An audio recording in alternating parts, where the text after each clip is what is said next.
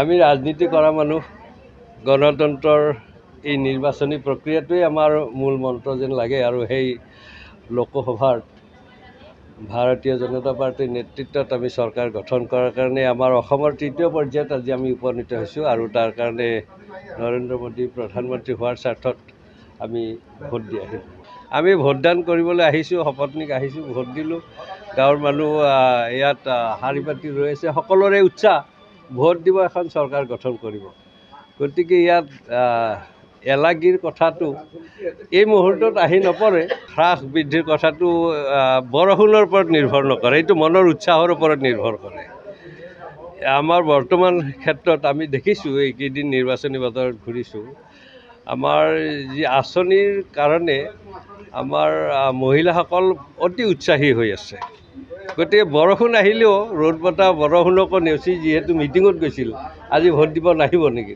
গতিকে বৰষুণৰ কাৰণে ইয়াত প্ৰভাৱ কোনো নপৰে। নিশ্চিতভাৱে আমাৰ যিটো নেতৃত্বই প্ৰক্ৰিয়া লৈছে সেইটো সফল হ'ব বুলি মই আশা কৰোঁ।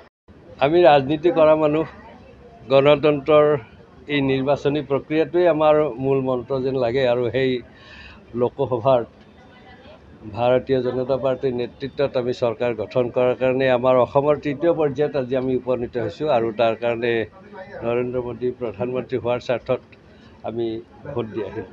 আমি ভোটদান কৰিবলৈ আহিছোঁ, সপত্নীক আহিছোঁ, ভোট দিলোঁ। গাঁৱৰ মানুহ ইয়াত শাৰী পাতি ৰৈ আছে, সকলোৰে উৎসাহ ভোট দিব, এখন চৰকাৰ গঠন কৰিব।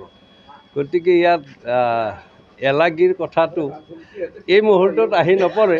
হ্ৰাস বৃদ্ধিৰ কথাটো বৰষুণৰ ওপৰত নিৰ্ভৰ নকৰে, এইটো মনৰ উৎসাহৰ ওপৰত নিৰ্ভৰ কৰে।